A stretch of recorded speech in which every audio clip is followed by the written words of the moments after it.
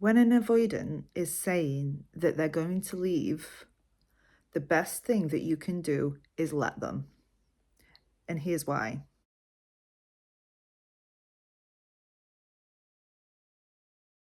Hi, I'm Amy and welcome to my channel. I am a certified relationship coach and manifesting teacher. And on this channel, we discuss spirituality and psychology so you can manifest your dream relationships.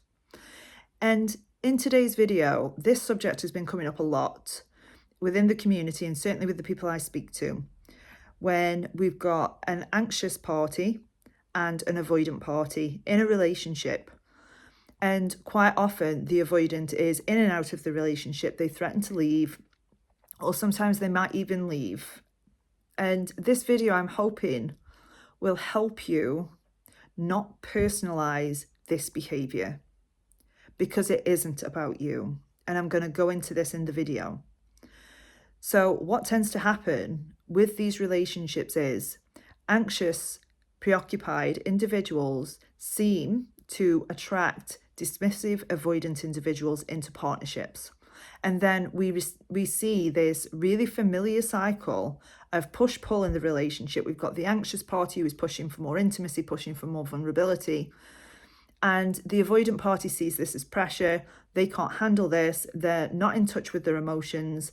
And they either shut down and use coping mechanisms such as stonewalling, arguing back, criticism.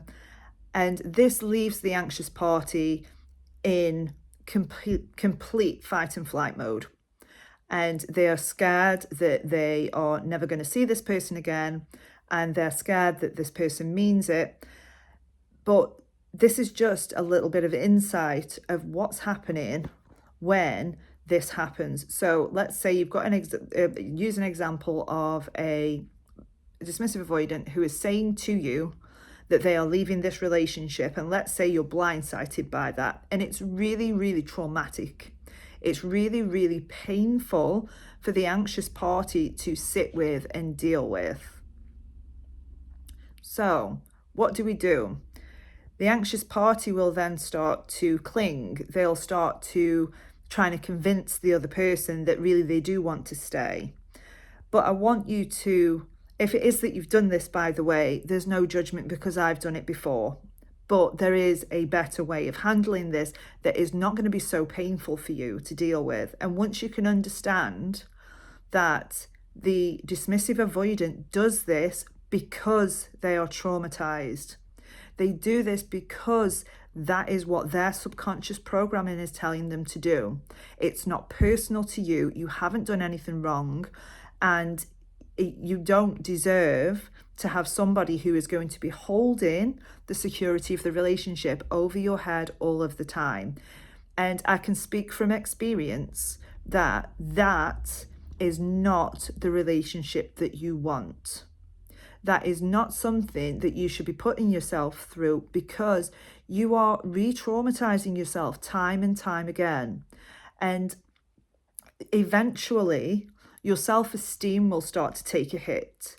And then you will start to think, oh, maybe I'm unworthy. Maybe I'm manifesting this wrong. Maybe I'm doing something wrong. How come other people can have a relationship but I can't? And it isn't that other people can have a relationship and you can't, but it's just that you've been attracted to a person who does not function well in relationships. They do not function well with their feelings. And because they can't access their own feelings, they can't access yours either. They can't handle your feelings as well as theirs because they are so hyper independent. And I'm not slamming avoidant people here. It is a trauma response. It comes from a background of not having your emotional needs met by your caregivers. So the only way as a child they could survive that is by meeting their own needs independently every time. They feel like they don't believe that somebody else can meet their needs as well. They don't believe that somebody is trustworthy enough to feel safe with.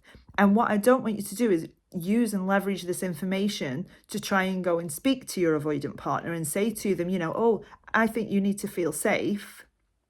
I can make you feel safe. Don't go into that. The only response to somebody who is saying that they are leaving you is okay.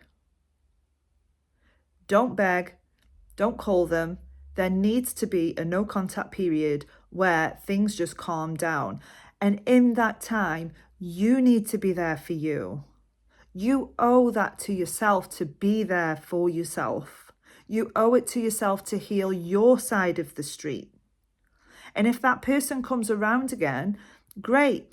But we're going to vet them this time. We're going to vet that they're in therapy, for example, that there is some growth. We're going to see that their behaviors match their words. What we're not going to do is continue this cycle of on and off again, because it's traumatic. And it's not what you came here to do. You came here to have loving relationships. And anything that is not a loving relationship isn't God. Anything that is fearful is not God. God is love. You are inherently love. You are an extension of that life force. And you did not come here to be miserable about a relationship. You did not come here to people please your way into a relationship. You didn't come here to try and manipulate into a relationship or try to meet that person's needs so that they don't abandon you. So if it is that you are in separation with a dismissive avoidant partner, use the time for yourself. I promise you that if you use the time for yourself, you're going to feel so much better and so much more confident.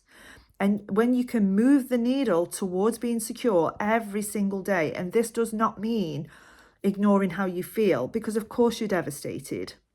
Of course you want this person back. Of course you feel like this shouldn't have happened. Why has this happened?